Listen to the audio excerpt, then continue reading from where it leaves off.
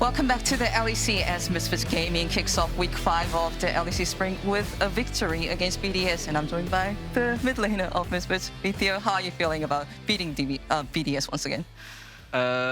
I'm really happy about the win. I think it's really important win for the playoff run, and it's our first rematch, second part of the split win. So I think it's really important. It means a lot to us to win on stage, to be back on stage and win here. And yeah, I'm really happy.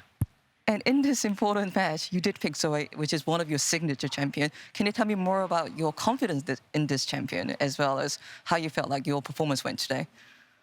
I think my performance was fine. I didn't do something special or whatever, but I think I was very confident on my matchup, how to play the lane. I could really control my matchup, don't let Ryze move too much.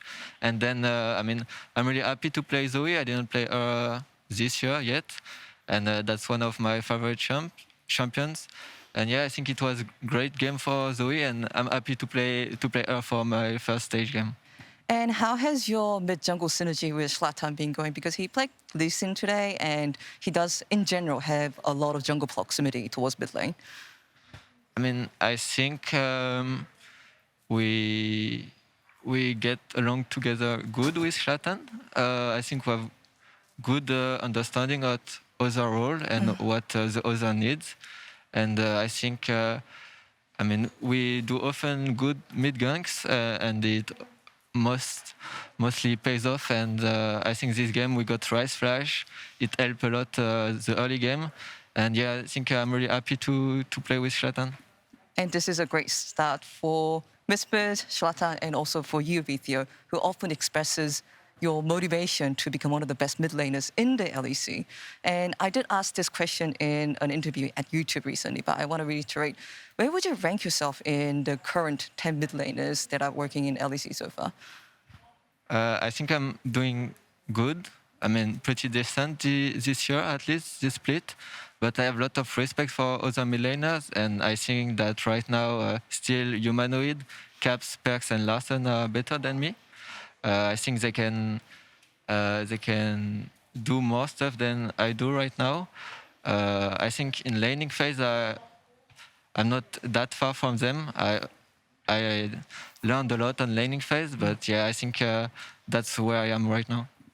And what would Misfits Vetheo need to do in order to be called the best mid laner of the LEC by the end of 2022? I think, first of all, I need to do good in playoffs, because I think my playoff run last year was really disappointing, most for me. And yeah, I think showing good stuff during split, regular season is fine, but if you don't do well in playoffs, it's useless. And that's what I felt last year. And yeah, I think I need to do good in playoffs, keep working hard, and I think at the end I can be the best. I will look forward to it. Thank you so much for the interview. Appreciate it. And we will continue to have a deeper dive into Malrang, the new jungler of Rogue, ahead of Rogue versus Astralis. So stay tuned. My name is Geun-sung Kim, and League of Legends nickname is Malrang. I'm 22 years old in Europe. I start League of Legends 2011 and start professional player 2017. Play style, I'm 변칙적인 정글. Not normal jungler, I think. Tell me about your favorite champions. Graves and Jarvan and Xin. Is there anyone that you really want to play against in LEC? G2 Broken Blade and Jankos, because Jankos playing style is Korean jungler, so I want to win, and Broken Blade is my friend. Outside of League of Legends, do you have any hobby? After Scream, I just play solo rank. Any differences from Korea to playing here in Europe? I think not very different. I think Europe is more free, many free time. Difference is choppy showmaker, like these guys. I want to go world.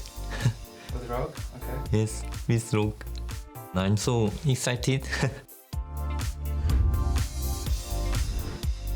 It all starts with an interview with Ashley Kang. I wouldn't do that to you, Rogue. I'm not doing that anymore. But I'm really happy that Ashley was able to make her way over from the stage here to talk about Malrang, who has been making waves since joining Rogue in the LEC. First off, I would like to take a minute to welcome you officially also now that I get to talk to you to the studio. Thank you. It does feel really amazing to be here, and it is a bit surreal for me because this is my first time appearing on a live broadcast. But thank you so much for having me. I'm not sure if we caught that, if the mic was on. So Oh, I wow. will. I think. Can you hear me I now? think it is now. So you can repeat. Welcome to the Okay, I studio. was just going to mention it is. Oh, should I go with this or that one?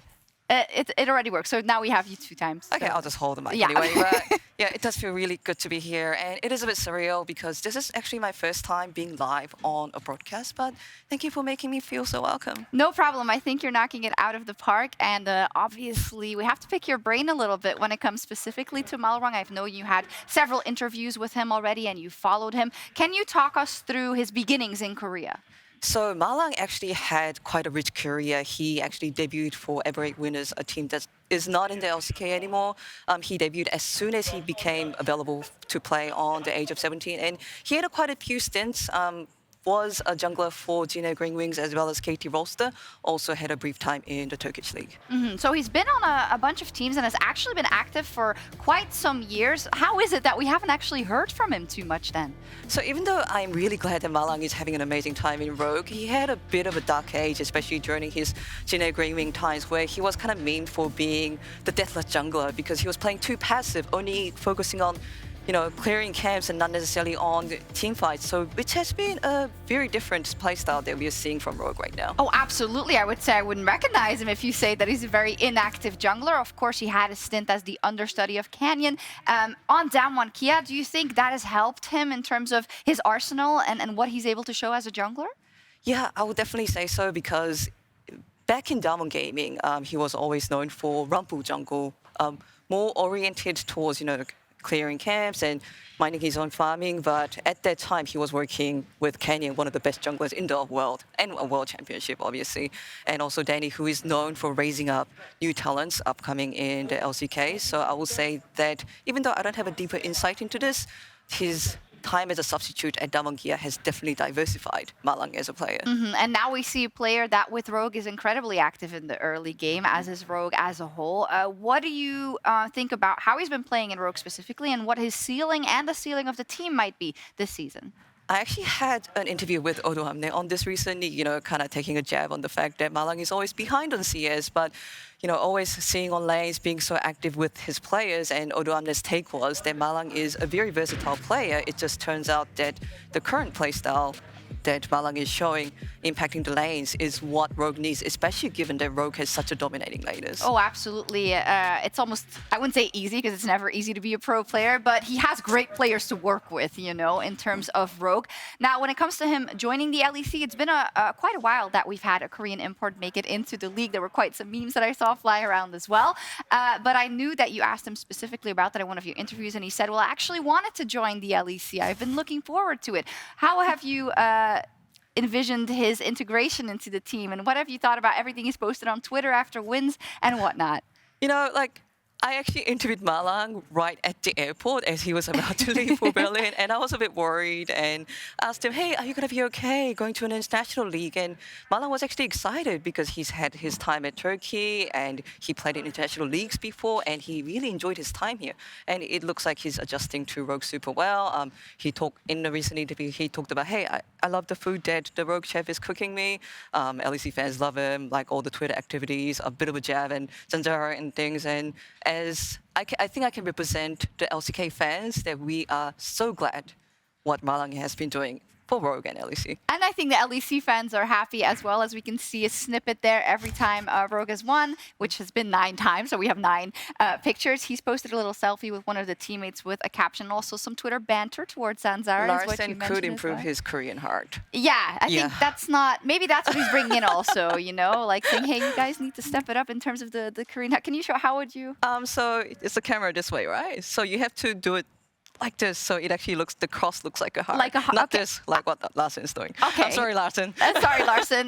Maybe you need to work on your heart, but you're doing really well in game, so that's awesome. So thank you so much for that, Ashley, that exclusive insight. And now let's see if Malrang and Rogue can keep their win streak going and make it a 10-0 with a win over Astralis. Let's head back to Quickshot and Nymaera.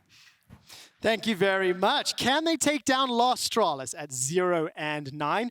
You would think so on paper. Certainly hope so. That is, of course, the expected result coming into today, but that means that Astralis have got a buff, of course. Look, let's talk a little bit about draft. I think Rogue in particular have been very versatile. They've had fantastic drafts throughout spring. Astralis still maybe trying to figure that out. Still trying to figure it out. Their draft versus Vitality, I think a lot of people praise them. I think they'd be correct in praising them. Which means it's kind of sad that one of the largest improvements they've had comes against one of the strengths, the very high strengths that Rogue has. Now, of course, for Astralis, this can start to play spoiler in the second half of the season. They've yet to pick up a win. They have had moments. Sparks. But they have not been able to string them together.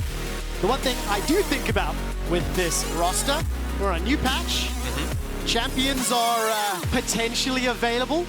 Zeri is one of them. Zanzarah. Where on earth is he going to be running in the jungle? You don't really know. And I don't really know what BDS, Team Astralis are going to be prioritizing. Well, I think that it's right for you to call out, you know, a new patch, potentially new OPs, and that can potentially lead to actually quite an overloaded draft. We've seen that a couple of times where you have more targeted bans. See, stuff like the Caitlyn, even with the nerf, Caitlyn is still very strong. But what I'm really wanting to see is, are either of these teams going to start banning more towards the nameplates, like, of course, that Trundle on, well, I mean, I would have thought it would have been towards Malrang, but stuff like that, which will open up more of the OPs. Yeah, definitely the case. We saw that earlier today in some of the LCK games we were watching. We saw that in game 1 of our weekend. Caitlyn, LeBlanc, Trundle removed from the pool. Rise taken out as well. Dayo's already played that once this season. Yeah, thinking back actually on that Trundle, this is actually a champion which both these junglers have played. And I think that that really sets up well for what my read on Rogue is, where if they have a good jungle matchup, something they can brawl very early on, they've used that as like an early game baton to pass on to their solo lane. So getting rid of like the quote-unquote level 1 king of Trundle, where he just walks up to you and chomps you and it's so hard to beat him, I think that's actually pretty heads up from like Rogue to ban that away, because if you don't have that on your side, it's a little bit difficult to play your early game strategy you've normally done. It really is. And of course for Zanzarah, that Trundle in comfort is so important, and that is a first pick Zeri. The question you have to ask yourself, is this the priority pick? Is the strategy Astralis are going to play going to be worth the investment on this champion? Well, I mean, we've seen a couple of games of it now across various regions, and reminder, this is 12.3, has had some changes more towards the crit. I mean, we've seen 2 Zeris before. Both of them were losses. In the LEC, yep. In the LEC, that is correct. In the previous game, we saw Vetheo being played. It's, of course, going to be his 12th game. 3 wins, 9 losses. Our stats team put together this interesting document about all the most recent released champions and what their win-losses are. And they don't look good. No, I mean, the first game was against Fnatic, if memory serves me right. It got crushed in lane against the Thresh Fellows, and then it didn't really ever get off the ground at that point. Question is, actually, have any of these teams now had more scrim time on this, found a way to lane better, find a lot of lane partners, bounce the map around such an early game in the early lane in the early game, and allow it to survive through to that point? And not only will Astralis have to answer those questions, Nymaera, they're going to have to do it against Rogue. Yes. The definite strongest team. No small task. In the league right now. Exceptional during the course of the early game as well. Gigantic leads, and first across so many different categories. Zanzarah will most likely be running this Jarvan. The question will now be, how do they flank this Zeri? What are the mid lanes going to be running as well? It's so heavily targeted in the ban phase, and instead it's going to be that Graves potentially, or most likely, into the Jayce. Okay, so now you have Jarvan with a pushing top lane almost guaranteed, as we've kind of talked about before. Someone like a Graves is very hard to outpush. You have one lane, which you know you can have winning, that allows Jarvan to have, again, like we talked about in that last game, an ability to play more aggressively because their lanes can react more timely fashion. What will the answer be here from Rogue?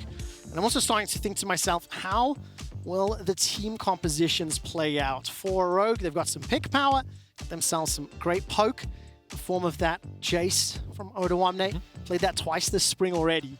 And the support pool is still available. Thresh still up. Actually, just banned away. Yumi removed as well. Engage, maybe?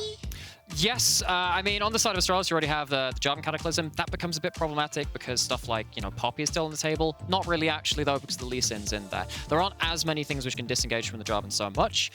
So you can maybe just say, actually, maybe we're just okay with that Jarvan and allow the Zeri to flit in around the edges.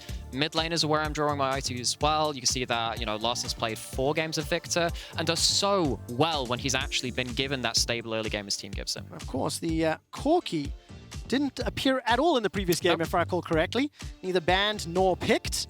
Larssen got himself 2 games played. Dajor got himself 2 games played. Nautilus and then that Victor are removed for the final bans. And what would you like to see to close out these comps or, build into the identity they're forming? I'd quite like to see that! Oh there my we word! Go. I need to give a little background, I think. So, I started playing in Season 4. I picked up a champion called Ahri, and I haven't let go of it since. I am very much a bona fide Ahri main, and I am very, very excited for this game now. Give me a rough idea. What was your mastery points? Or? It's into the 7 figures. I did crack 1 million mastery points a season or 2 ago. So you know a lot about Ahri. I know a few of the ins and outs. Quickly rounded out the draft so I can start blabbing about this a little bit more afterwards. It turns out Astralis did say, all right, let's get ourselves a secondary engage. Actually, particularly when you see the Ahri on the other side, you need something again to just make sure that they can't just ult out, re-engage, play around that ult reset they have now. Wow, look at all this engage now come in from Astralis. Leona, as well as that Vex. Vex into Ahri. I hope you're prepared and got some notes. We will dig deeper into that matchup as well as how the changes on this patch impacted Ahri. Trymbi's looking for his champion now. Got themselves some pick and ton of mobility on the side of the rogue composition. I'm going to go with a bit more of a disengage tool in Janna. Okay, so the Janna stops, of course, a lot of the heavy dive, the dive buddies of the Janna and the Vex. If you manage to catch them out, it's straight into Jayce burst, it's straight into Lee Sin kick, it's straight into the Ahri charm as well. If you're going in alone and you're not coordinated from this side of the Astralis, which, let's be honest, that's been one of their calling cards this split, really struggling to get everyone on the same page at the same time, that Janna can pick apart their engage. Well, of course, and allow potentially Rogue to reposition, move around. If comp is able to get excited, that's going to be good for them. Now, for the Astralis comp, with Vex and with Zeri, how do they play this out? They really want to fight broken skirmishes, pick people off around the edges, allow Zeri to hop over walls, Vex to do the same thing. They can close down on one target very, very effectively if they find the right angle. If they find the right angle. Astralis looking for opportunities last weekend and a couple of moments throughout the course of their games. That gave some hope, gave some optimism. They are still on a 0-9 losing streak, coming up against the 9-0 Team Rogue. It's going to be an interesting and tough match. We'll see you on the other side of this. I'm so happy.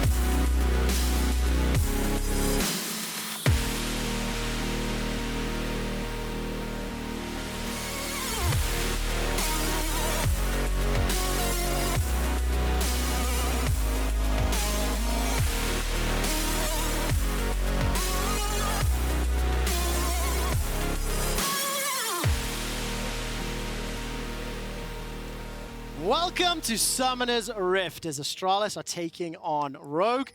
There's a rematch in the second half of the spring season. This Astralis team composition, pretty easy to understand. The intent. Press R and win. And in order to make that happen, they really need to ensure they've got the good vision, they can potentially play around some of those lanes. And I want to talk just very briefly about this bottom lane. Jinx, Janna, into the Zeri Leona. It's a duo, it's a combination that we've just not seen. No, not yet. We have seen Zeri Leona in a couple of different regions. I don't think we've seen it in the LEC yet. Effectively, you want to pin someone in place so that enough time for the Zeri to start really just shredding through them. Again, being able to pick people off at the side of fights, very important for this duo. In terms of the laning 2v2, now Janna, if you do get bush control for her, allow her to not just have to very quickly react to the Zenith Blade, should be very safe and careful in this matchup. Should be fine for them to survive. On the other side, though, Leona does have some slight ability to upset this Janna. Definitely, and of course, both of these AD carries can absolutely take over a game. So will Malrang or Zanzarah potentially play around there? They're starting on opposite sides of the map. Malrang on top right, whereas Zanzarah bottom left. But I definitely think we have to jump to the middle lane. We do. As that potential engage is somewhat thwarted. Let's quickly touch base on Ahri, because we have somewhat of an expert with us. We do. So we see the level 1 right here. Actually, a lot of the time you'll see Ahri starting the W level 1. Oh, my timing is awful. My timing is awful. Zanzarah runs all the way down for a level 2 gank and actually gets both flashes from Trymbi and Kang. Oh my word. Okay, it's 2 flashes for 2 flashes. Of course, that's now a return gank angle. It's on blue side. You're very close geographically towards that bot side, so Zanzarah finds it open. They've got the Hex flash into one push. I don't think they saw them. They actually do just pop out of vision there. Am I allowed to return to the mid lane? Am I allowed to do that? Let's see how this plays out. promisq's currently hunting for some plays. Not going to work out just yet. Okay, so let's try this again, because we do have a one-trick Ahri on the broadcast. Okay, that's the item builds. That's okay. Cool. Gone for the Ignite. Summoners. Kill combo. With something like a Lee Sin, you're not really expected to play very early around this. Vex actually very strong base numbers. But the good thing about one of Ahri's changes is that because you wave clear more easily with your Q, because it has a higher AP ratio now, you can go towards laning runes. You can go towards the Time Warp Tonic. Means that Larssen will be able to sustain a bit more. Watch out for that level 6, of course. The dive buddies actually on both sides of this mid lane going to be explosive to watch. So you think we'll see Ahri significantly more with these changes? I'd hope so. Maybe Larssen's performance will have somewhat of an influence on everybody else's opinions. Even CS there in the middle lane. Down bottom, Comp and Trymbi are actually pushing really far forward. Of course, the dual-ranged duo on the bottom lane makes it a little more challenging for promisq to interrupt. I actually really like what Zanzarah has done, actually. He's chosen to go for a reverse clear, go up towards the tops. That allows him to have another angle towards bot side, but Malrang has already sniffed it out, sees him on the Raptors. So Zanzarah tried to go for a second bite of the pie on the bot side, possibly, but Malrang gives his team the information. Good to okay, fine bot side. Zenith Blade connecting onto Trymbi. Got Exhaust available, but those Flame Chompers will root up Kobbe. Sonic Wave into the resonating strike, and Dajor easily walks that one away. Larssen does not want to concede the CS. He was pushed heavily back in lane. But the thing about being pushed back there, though, is that because you still have the flash, you have a Lee Sin, you're able to, one, stay safe from the Jarvan, and then threaten Dale, because it's not like these Vex has any safety outside of cancelling a dash or two with their passive when it's charged up. I think that Larssen holding the wave there gives them a lot of offensive options on towards the Vex. Of course, Larssen is one of those players exactly like that. Hugely pivotal for Rogue, quietly, consistently dominating throughout the course of spring. Gonna wear this Ahri for the first time. I'm very, very intrigued as to his target selection, his movements, comboing with the rest of Rogue, because this is, of course, a team that now can experiment, can play a little bit with styles of their comps at the 9-0 on the standings. And what I really love as well is that it's giving a lot of agency to Larssen, who is one of our solo laners that's done so well on the side of Rogue, potentially looking to shield the mid lane again. But yeah, Larssen getting the agency away from something like the Corki, which we kind of all know what they do now. Yeah, exactly the case. Malrang once again just shadowing, moving through that mid lane. I think there's been a fair amount of plays or movement there for both Zanzarah and Malrang in the bottom half of this map. They're pretty even on creep score for the time being. Larssen will just about hit 6 in a moment or two. Teleports used by WhiteKnight up into the top lane, and they'll be followed by Odo. So let's talk a little bit about Larssen on this Ahri performance. Have you been able to see closely enough how he's playing out these trades, and what do you make of it? Super quickly for everyone obviously listening or watching at home, those disconnect messages, nothing to worry about. We do play with a delay. and that is just the players coming back in. No, I've been liking what's happening between these two mid laners. Use the W, particularly in control mage matchups, to dodge out on their key damaging ability, and then try and turn around for a bigger play after that. Now, when we hit the level 6 mark, actually both these champions can hundreds through each other. Of course, you got an Ignite on one side of this matchup, definitely unevens that for one side. I'm really interested in seeing actually how the support jungle roams are kind of mind gaming this mid lane matchup to say, actually, this is a flippy matchup. Let's see who can turn up and turn the scales. That's exactly what Zanzarah is doing here, helping Dajor push the wave in. Well, he's going to be able to hop and skip. No Cataclysm available to him. Larssen does just hit 6. He's got that Shadow Surge correction Spirit Rush available to him. Dajor's got the Shadow Surge, and I think hard CC for both of these mid laners, but it has just been toying, tempting, trying to force an error, and it hasn't worked out yet. But kind of around the edges of this, though, we've got this kind of like supporting cast around the flippy matchup in terms of Malrang, Zanzarah, promisq, all turning up at different points to just say, look, you're not free to go in now. If they go in, we can punish them. Malrang and Zanzarah, again, doing that yet again. It's the Malrang daycare, just turns up and makes sure his lanes are safe. Malrang missed the Sonic Wave that time round, and Zanzarah, for the most part, has been where his team sort of needs or wants him. That gank down into the bottom lane, now somewhat negated. Summoner spells available for both duos, and it's Rogue pushing into the jungle. Oh, Malrang's a bit far coming up as well. That's a great damage followed through. Dajor's chucked out the ultimate and picks up first blood. Turns his attention to Larssen. Spirit rushes and flashes to safety, but will not get away. Kobbe on the Zeri picks up the kill. Oh, it's far too bold from Rogue. They go in, they try and secure vision, but you don't have the engage range at that point. You don't have vision around the corner. Zanzarah, Dajor punished remarkably well, and now actually Rogue find themselves at a sizable early game deficit. I mean, that is so impressive here for Astralis out the gate. Of course, it's Rogue that initiated the invade. They were looking to make a play and got punished for it. And you can kind of understand, oh, we have mid lane roaming, we have bot lane pushed in, but against a champion like Vex, who can tag that ultimate from such a long, long away, becomes very, very dangerous. And of course, Zeri J enjoying the fray as well. Ability to cross that terrain, very important in pro play. Oh, so great to see here for Astralis. I mean, I'm going to quickly get some numbers up for you. When we look at Rogue during the course of the first half of Spring, their first tower, 77% first. Goal difference at 14, plus 1,600 on average. Time with a major lead, 48% of the gameplay. This is not the case right now at 8 minutes, as Dajor will find himself being jumped on by Trymbi. He's forced to flash away. Now Rogue need to find a way to come back into this. It's not so significant, of course, but it's just a little bit surprising. I mean, just a quick reminder that Rogue also give up first blood in a third of their games too. It's more about the objectives around the kills at the very start of the game, where they tend to find their leads. Dajor once again had their wave in quite a difficult spot there, being pushed in. promisq comes in, and it's a potential for a dive under the mid turret. 3 members, Solar Flare into the E, the Cataclysm, and Dajor gets his second. It is, of course, traded there onto promisq. Malrang's waiting for a potential of his own. Trymbi's coming up from the river. Zanzarah flashes out to safety. He stays alive and uses the flag and the drag. Not going to be enough there with the Super Mega Death Rocket. And it's yet another kill to Astralis. And honestly, the real heroes of this game is everyone coming towards the mid lane. You have a giant target on this matchup, and both teams are playing accordingly as when they are turning up for it. Yes, there was a kill traded under that tower. The charm stopped up the Zenith Blade, meant that promisq had the dash, of course, stopped at that point, but you still lose a cannon of that turret. And this Vex now at 2-0-1, becoming a serious threat. Very much the case, and it fits the bill for what Astralis want to do. Go forward, find targets, and kill them. 1,500 gold in the lead. Zanzarah once again waiting in the wings here of this bottom lane. No Herald picked up, no Dragon picked up. A couple plates really across the game. And Trymbi still no Monsoon, no ultimate to disengage and reset a fight. Not quite, and of course on the other side, if you're not resetting those fights, then Zeri is going to run amok. We kind of put that tag on the Astralis comp as something which loved to skirmish very, very effectively. Of course, Rogue aren't bad at that either. But this Zeri, having that level 7 before even the support has level 6, very important in these early game fights to secure those larger gold leads. Yeah, and of course, promisq with the help of Dajor has made it work multiple times. There is a top lane. It does exist. Farm alarms for now.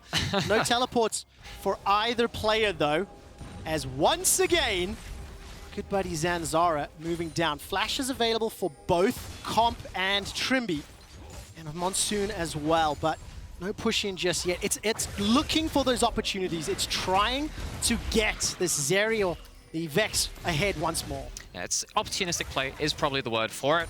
Got the Herald started up by the side of Rogue, going to be given up for a Dragon start inside of Astralis as Trymbi finds the shot in the dark with that knows that they're on the Dragon. They're going to get dove. They're going to get dove. There The they vision are. toggle from the observers gave it all away. Trymbi is stun locked into oblivion. Comps low on mana, got the flash and the cleanse, and they literally don't matter.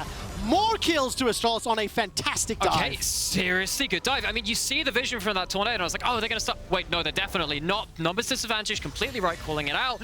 And the Janna ult, you're right, wasn't even used. Instantly burst out with Trymbi. On the other side, that tower, it's going to be saved by a teleport from the side of Dajor. Maybe a potential pick afterwards. Oh, the fear, the flee, the flash away.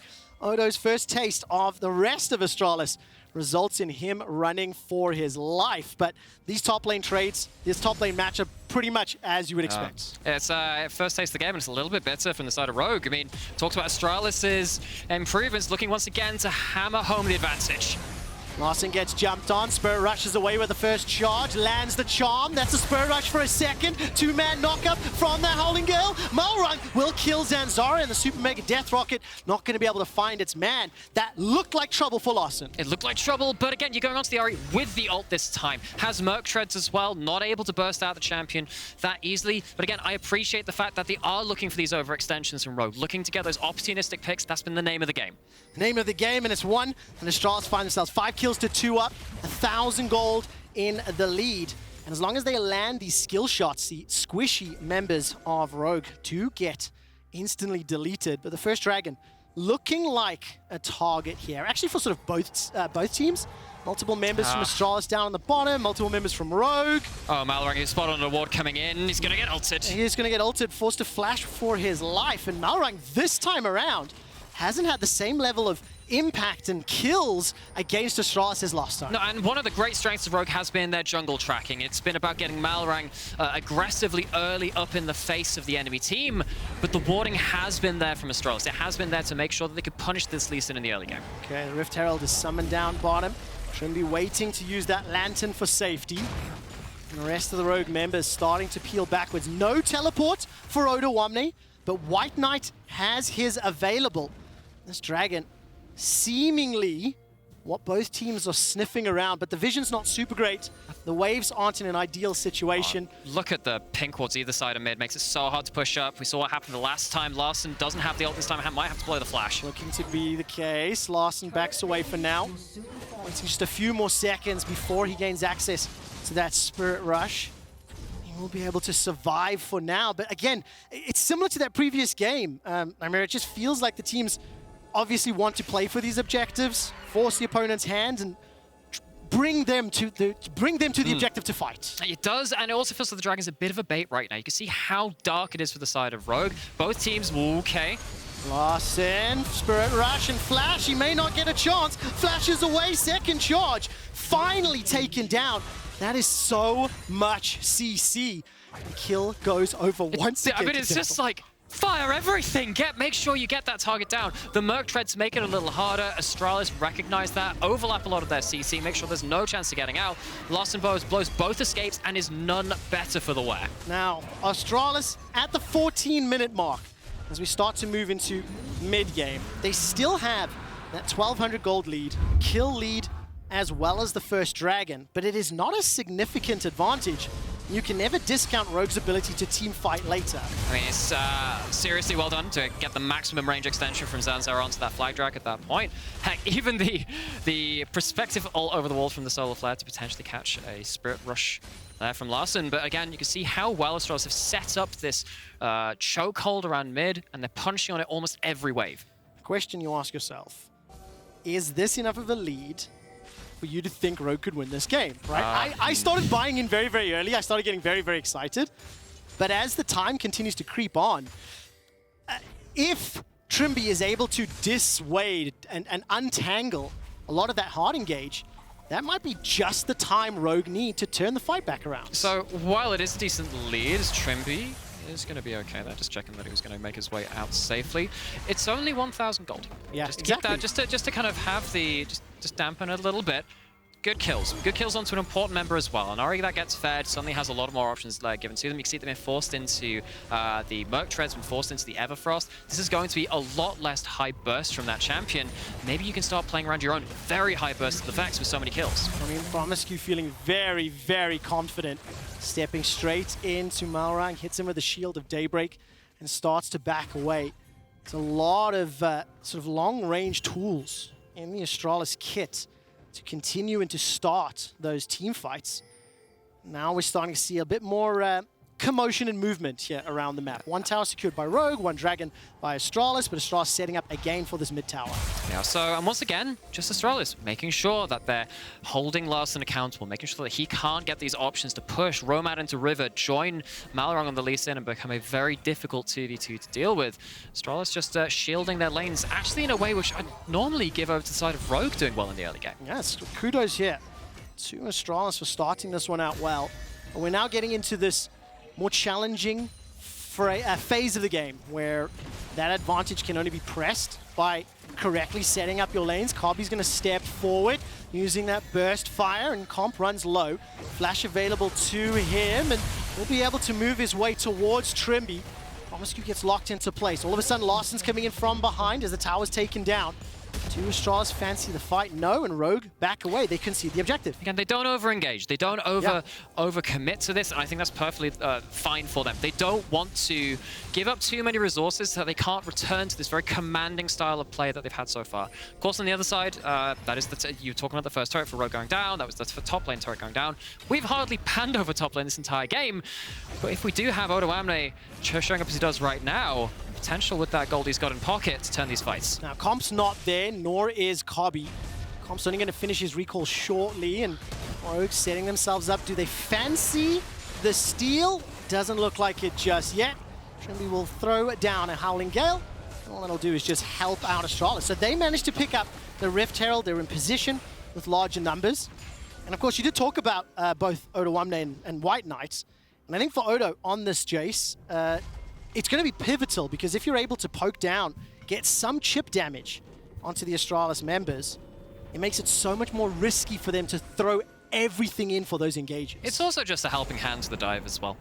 You know, you do have the Graves ult on one side, which should be achieving both the same things. It's actually quite interesting to see both these come say, yeah, a lot of them do similar things. Of course, one side's got more disengagement, so Janna compared to Leona, but look at everything else besides that.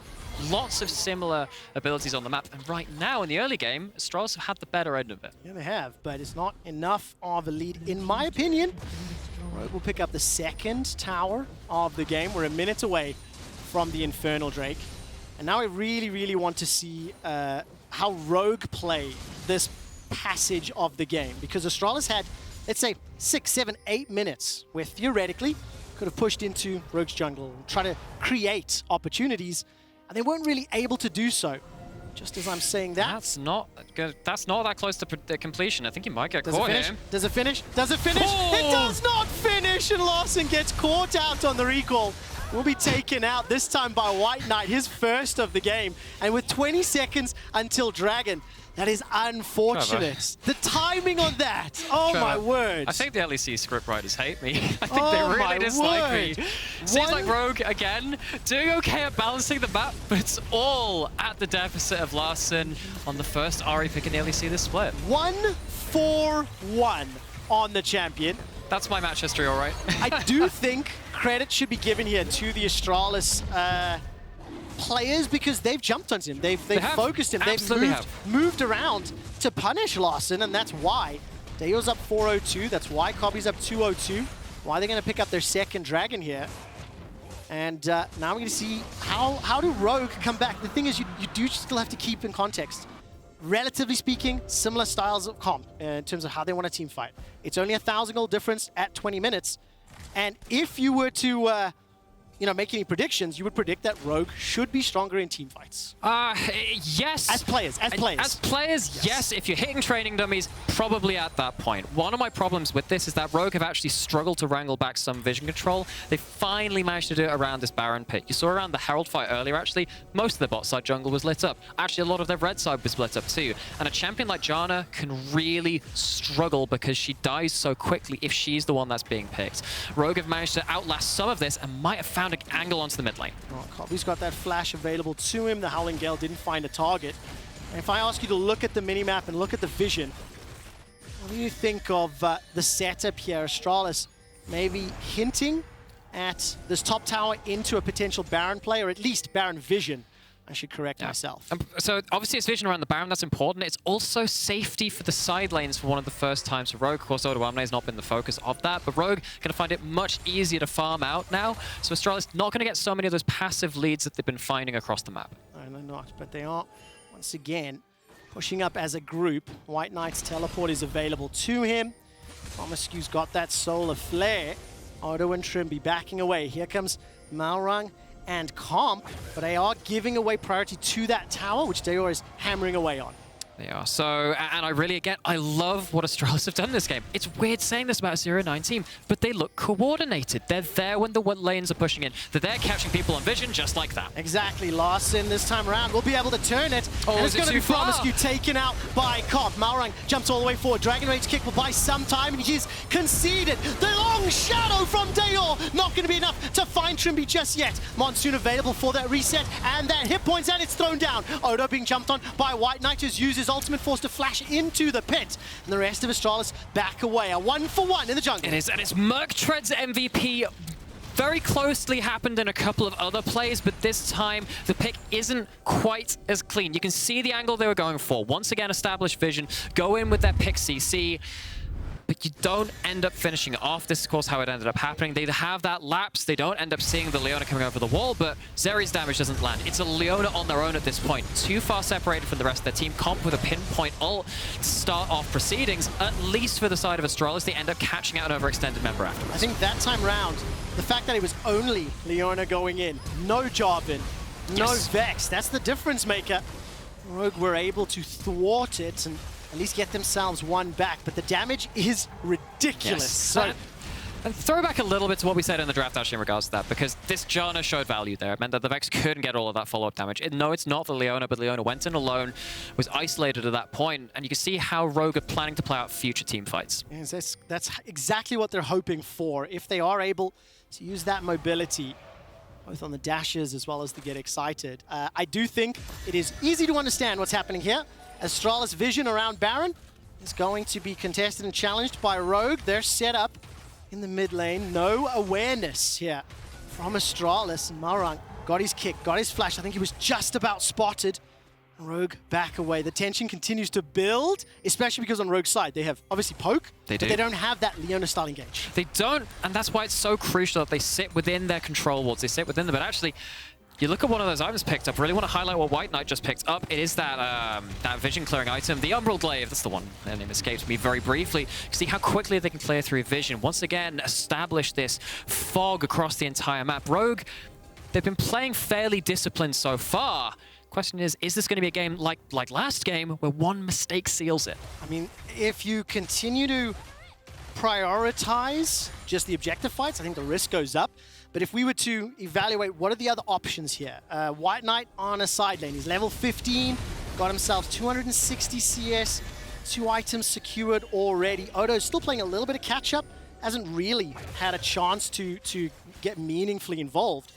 So for Astralis, maybe teamfights is their preferred option. Once again, we're grouped up in the middle this time. Jayce is finally here to look for the pokes. It's the Muramana already evolved for Odoamne. Point of power. Just the engage coming out. Cataclysm down, and that's already a dead Zanzarah. But the surge from Dajor will take one back as Odo is removed from the fray. Trymbi survives with the Eye of the Storm before he's just taken out. And Comp will be next. Kobbe running amok, and Larssen, the last man standing for Rogue, is being chased by WhiteKnight. And Kobbe is running with that Zeri. Gonna be firing out those spams, and not just yet. That's such good promisq. sense. That's finally caught out. the Zenith Blade from promisq and taken out by Kobbe. 6-0-4, 2.5k the lead. What do Astralis do with it? What do they do with it? They're going to go take that mid lane in a turret. They're not actually going to have time once again to go towards this Baron. It is a decisive fight, but they can't play around the resets quite enough from Rogue. This was one of those fights where we again saw one person diving in very deep. This time was Zanzarah finding the initial engage, but I think this is speaking with their wallets at this point. Zanzarah actually is quite disconnected from the rest of the team. It takes a while for Vex to get into the fray, but does manage to do enough to start snowballing things in their favor. Comp doesn't have a front line to play around at this point. Trymbi gets tagged by a beautiful recast of the Vex ult. Honestly, Astralis just outplay the fight. They absolutely do. Simplify the composition in some ways. Just go in, sort of press R, and people follow up. I hope you do it at the same time. You get the kills. Now, I am starting to believe. Now I am starting to think that Astralis could finish this one off. They do secure themselves the dragon from under the replay. They once again extend that gold lead. I mean, WhiteKnight, Vetheo, and Kobbe are unkilled this game so far. You can start to feel the magic in the air. No, I love myself an underdog story. You know, I love myself the LGL Worlds last year. Japan versus South Africa and other sporting events. I love those underdog stories. And it just had to be this game, the one that you'd write off. Astralis once again trying to go in towards that line of vision, and Larssen once again the target. Right, his ultimate is available here to Larssen. Charm will buy a little bit of time. Malrang finds WhiteKnight, and the teleport will bring Odo into the fight. 5 versus 5, with Astralis not having the deepest vision. A couple of wards that are right now showing where Rogue are, and they're trying to pull Rogue. Force Rogue to move so that you can engage. So you are trying to do this time onto a very high CDR Ahri. So I know we pulled up the graphic earlier in terms of higher damage builds. Because of the lack of gold on Larssen, I think it is the correct choice to go towards the Everfrost and the Cosmic Drive. It means you are safer at pushing out side lanes. Still going to bring some kind of utility. It's a sad situation, and it might be sad on the top side for the side of Rogue as they found their way into an Astralis team fight. The charm lands onto Zanzarah. He flashes over the wall. Kobbe's godlike, taking down Malrang. How the hell did Zanzarah make it out? Now Dajor pushing forward, held onto the trigger, and Astralis will take that top tower, will peel back into the Baron pit. They played with the darkness until they found what they wanted. It took them a little while, but it gets them a tangible result. It's also going to give them an angle onto a Baron with no opposing smite. Ariel's back up, they look for a pick. Now, can this Baron be secured? Larssen moving forward. Going down, 5,000 hit points. Super Mega Death Rocket once again, not going to find the target as WhiteKnight hops over the wall, catch him. Takes down Odoamne. Zanzarah and Kobbe stay inside the pit as Trymbi and Comp trying to move forward. Larssen dashes forward, dashes over the wall, but it's not going to work. And it's going to be secured by Astralis. And can they get away with all the buffs? The answer right now is yes. They extend that lead even further. And they are just, I mean, Astralis playing with fire a little bit, trying to go for extended fights, but they're making it work. There were a couple of interviews over the last week from some of the struggling teams saying, actually, we try and cut out some of our creative plays. It's difficult to achieve, but Astralis, credit to them. They're hammering at it yet again. They're using their lead. Yes, they're risky plays, but they have the stats to make it work. Oh, such a surprise. And I think a lot to talk about. This composition and Astralis put together was a surprise. That clarity on the Zeri as well as then locking in Vex, but they're making it work. And I do think you have to evaluate what that Janna was maybe hoping to do, how the game slipped away, but it's just not structured enough. It's not structured enough. It's not front to back. It's too many angles for Janna to cover. And I think you have to give credit here to Astralis. They did initiate over and over again, some of them better than others, but ultimately they are playing to the win conditions of their composition, and they are significantly ahead of Rogue. They're not done yet, as all of a sudden Odo's forced to flash away to safety. The game has been played around him, it feels. Oh gosh, so heavily on the back foot, and it just feels like the winless Astralis is on the verge of taking down the undefeated Rogue. They are, and you know, again, we kind of talked about, the gold lead didn't explode. The Baron has certainly changed that fact. Huge items built up, particularly for the side of Dajor, and also this solo lane Graves. Huge amounts of lethality. We saw how much damage that ultimate did alone in that last fight. You don't need that much of a helping hand to finish off a couple of your key dive targets on the side of Astralis. These are real alarm signs showing up for the side of Rogue. Yeah, it really, really is, and it just makes things very interesting when you look ahead to the second half of the spring season. Of course, Rogue's still very, very comfortable at the top at 9-0. And Astralis, maybe heartbreakers, maybe Yeah, just a hammer at home. makers, right? We'll see who else they're going to be playing. Now, of course, they do still need to finish this game Death off. Brush. Promise you're going to try to promisq. set it up. Dashes all the way forward. Solar Flare as well. Kobbe continues to fire away with that Q. Dajor's now in range. Zanzarah holds on to the Cataclysm, and Malrang is just run down in his own jungle. Oh, they don't even get themselves the first kill. They don't thread the needle either. promisq gets away with absolute murder. Feels like dives into 3 people, gets a kill and gets out.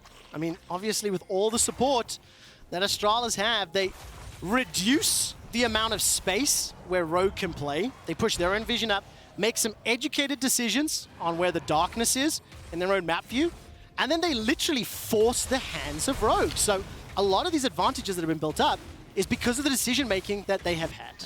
I'm going to throw back a little while here. Actually, no, probably not, because Dao's actually in a little bit of danger. Pushing up too far. Charm There's lands. the Charm, it does as well, so does the Zap. And Chomper's going to come out. So much damage in return, though, and so much more.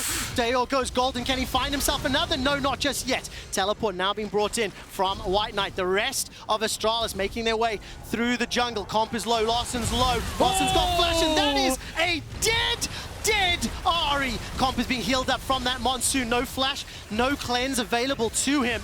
And all of a sudden, Rogue are holding the line. While that was being played out, the Ocean Soul was secured. Oh, just a by small thing. Astralis. So yet another tool to help them push towards the Nexus. And Rogue are on the ropes. They go for, well, not quite a desperation play, but it's certainly desperate as soon as that turnaround damage came in from Dajor. God gets that root. And even without a Baron buff, Astralis continuing to shred the structures across the map. Take a look at promisq on the left of your screen. As soon as that cooldown is available, you have to anticipate it being fired. And at 30 minutes in game, Dajor goes down for the first time at 4-1 and 7. Oh, but what a price he exacted for it. Yeah. You know, it's a committal from the 2 carries of the side of Rogue. They turn it around with the Graves coming up. It's not like you lose an objective anyway. Astralis, again, for so long, we've seen them not be coordinated, not be at the same place at the right time. Reading from different books, let alone different pages, this game is a breath of fresh air. It really, really is. In a lot of the prep that we had coming into this, we talked about draft difference in some of the challenges, and Zanzarah, with the help of WhiteKnight, takes down Trymbi. I think this draft and the way that it has played out, the way Zanzarah has moved around the map, has been fantastic, pushing into Rogue's base.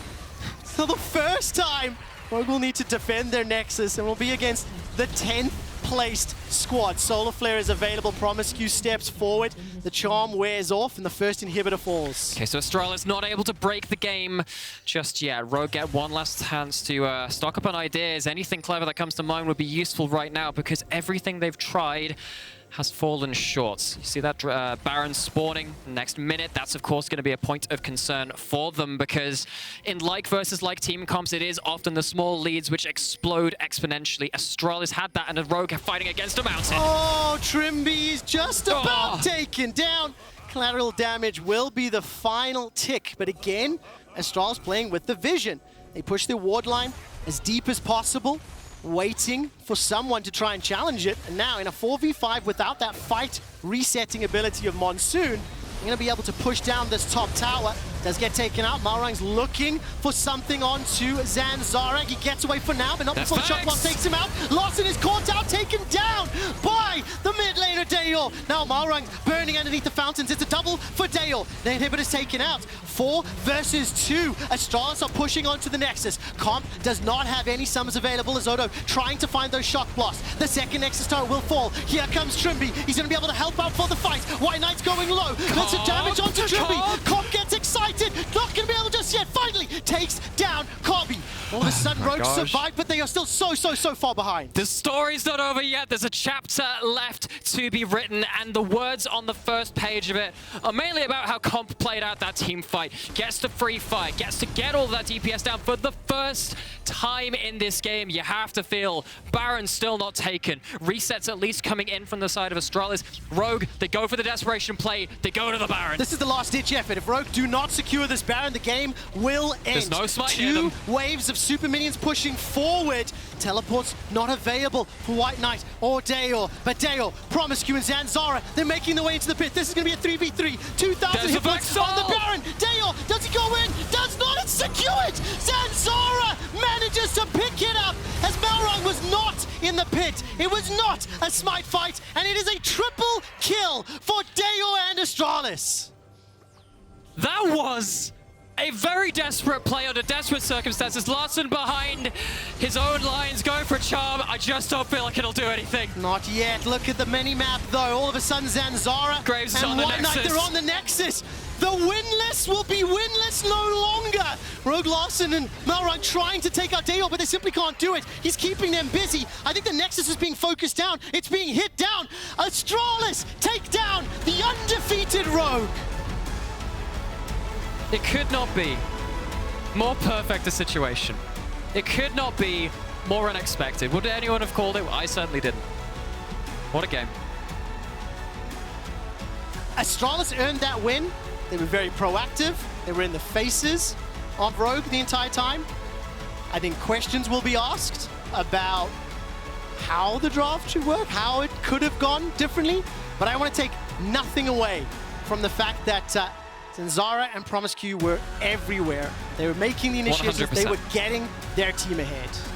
And the real stars of that show for me were, again, kind of like the supporting cast around mid lane, showing up every time there was a question of a play being made, stunting everything which Rogue wanted to start off with, and their normally rock-solid early game shattered into sand. Well, that mid lane Ahri unfortunately didn't work out. Yeah, I was going to say it was even more perfect. As you would have hoped. Of course, the nominees for Kia Player of the Game at LEC on Twitter, Zanzarah, Dajor, and Kobbe. Unbelievable. 0-9, now 1-9. First team to dethrone Rogue. What a way for Astralis to grab their first win of the season as they take down the undefeated Rogue. I didn't know it was on there. To start their second round robin, we'll soon hear from Kobbe. Welcome Stay back. tuned.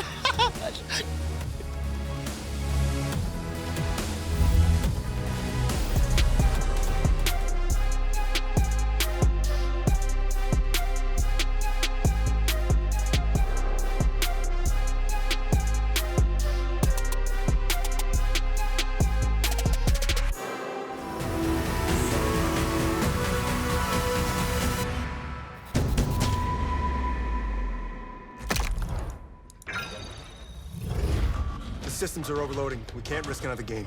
We need to take a break and regroup. We're starting to lose our mind. Captain, we cannot go back to Elo Hell. Last time it took us months to get out of it. Initiate break protocol. Hurry up!